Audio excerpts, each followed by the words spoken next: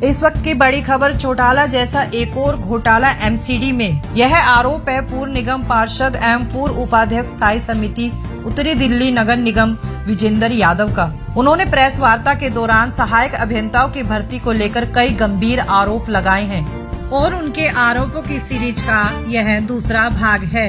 इसके बाद आने वाले दिनों में उनका दावा है कि वह कई और बड़े खुलासे कर सकते हैं। साथियों, मैं विजेंद्र यादव, पूर्व निगम पार्षद और उपाध्यक्ष स्थायी समिति दिल्ली नगर निगम, जन सेवा में सक्रिय होने की वजह से अक्सर लोग कुछ भ्रष्टाचार से जुड़ी समस्याएं मेरे तक लाते हैं और मैं भ्रष्टाचार मुक्त व्यवस्था के लिए जनहित में समय समय पर संबंधित अधिकारियों का ध्यान हो रहे भ्रष्टाचार की तरफ अट्रैक्टिव करता रहता हूं। इसी क्रम में मैं एक सीरीज के रूप में एमसीडी में चौटाला वाला घोटाला आपके सामने लाऊंगा।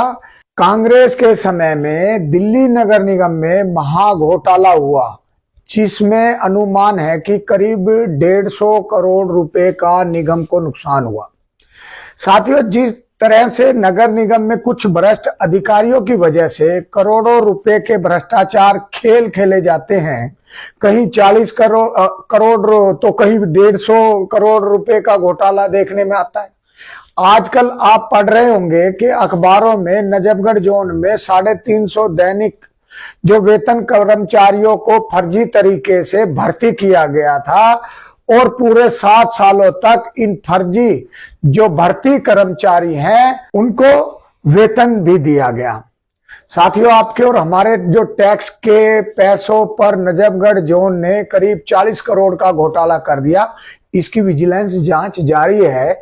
इसी तर्ज पर एक और महाघोटाला हुआ, जिसमें एमसीडी ने सहायक अभियंता यानी एई की 60 पदों की भर्ती निकाली और लेकिन इसमें खुले भ्रष्टाचार के चलते 60 की जगह 84 सहायक अभियंता भर्ती कर दिए गए।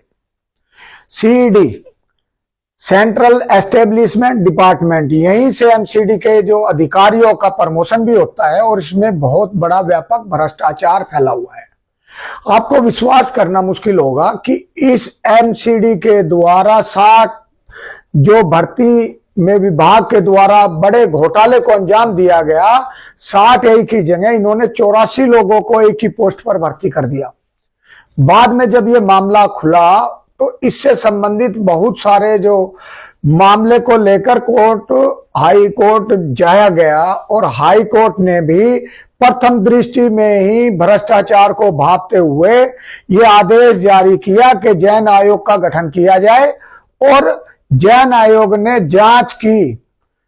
उसमें जांच में पूरा का पूरा भ्रष्टाचार बड़े पैमाने पर सामने आया।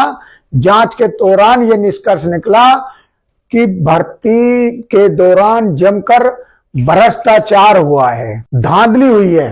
किसी को सेटिंग से निकाला गया, किसी को सेटिंग से सिलेक्ट कर दिया गया और इतना ही नहीं, पासिंग नंबरों में भी हेराफेरी, किसी को ज्यादा नंबर दे दिए गए, किसी को कम नंबर दे दिए गए और जो कम नंबर वाले आवेदक थे उनको नंबरों को बढ़ाकर उसको मनमाफिक पसंदीदा आदमी की भर्ती हो सके। आपको याद होगा इसी तरह का एक कृत्य हरियाणा के पूर्व मुख्यमंत्री ओम प्रकाश चौटाला जी ने किया था, शिक्षक भर्ती घोटाला। उसमें भी शिक्षकों की ज्यादा भर्ती कर दी गई थी और उसमें उनको 10 साल जेल में बिताने पड़े थे। इस धांधली के दौरान भर्ती किए गए इंजीनियर एनसी शर्मा जो चीफ इंजीनियर के पद तक पहुंच गए, इनका अपॉइंटमेंट कहां से हुआ, यह सब जांच का विषय है। इस भर्ती घोटाले में कुछ अन्य लोग भी शामिल हैं, जैसे एमके सिंगला है, जिनको वर्ष 1998 में अपॉइंटमेंट दिया गया और 1990 की वैकेंसी में जाकर बैक डोर से एंट्री करते रहे। 1996 तक ये एमसीडी के जेई थे। इसके अलावा श्री मंदिर, आर के गुप्ता, डीएस ढांडा, कुछ और भी अन्य ऐसे डीडीए में जेई थे जो यहां बैक डोर से एंट्री करके सेटिंग से एई बन गए।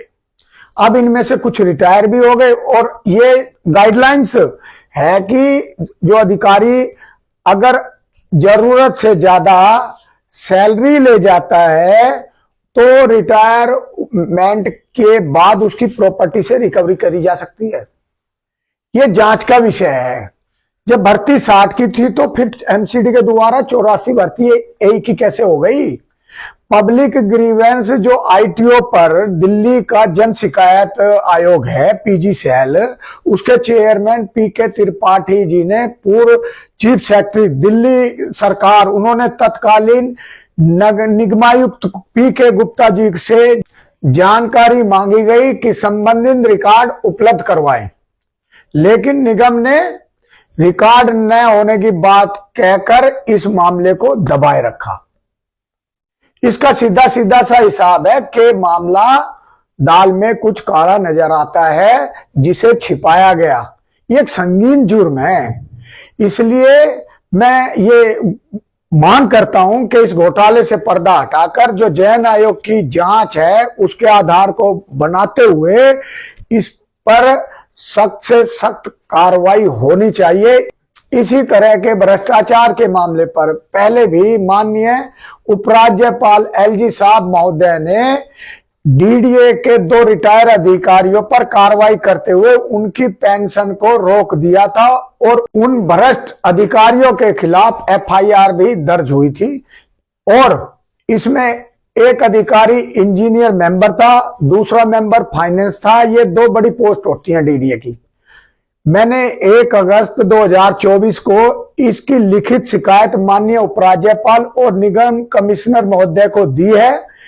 पूर्व में इस घोटाले की खबरों को जिन अखबारों ने प्रकाशित किया था उनकी न्यूज कटिंग और इससे जुड़े दस्तावेज और अकाउंट टेस्ट पास की कॉपी और अकाउंट टेस्ट पास करने की सर्कुलेशन की कॉपी, एसीआर की कॉपी जिसमें कंडीशन लिखी होती है, सभी दस्तावेज हैं।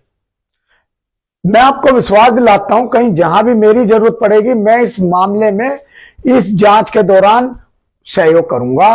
और मेरी अपील है कि जिस तरह से माननीय उपराज्यपाल महोदय ने भ्रष्टाचार के खिलाफ जीरो टॉलरेंस तरीके से अधिकारियों को रिटायर होने के बाद भी उन पर कार्रवाई कर उनकी संपत्ति और उनकी पेंशन रोककर पैसे को रिकवर किया है, उसी तर्ज पर उसी तरह की कार्रवाई इस मामले पर भी होनी चाहिए और अधिकारियों पर अंकुश लगेगा।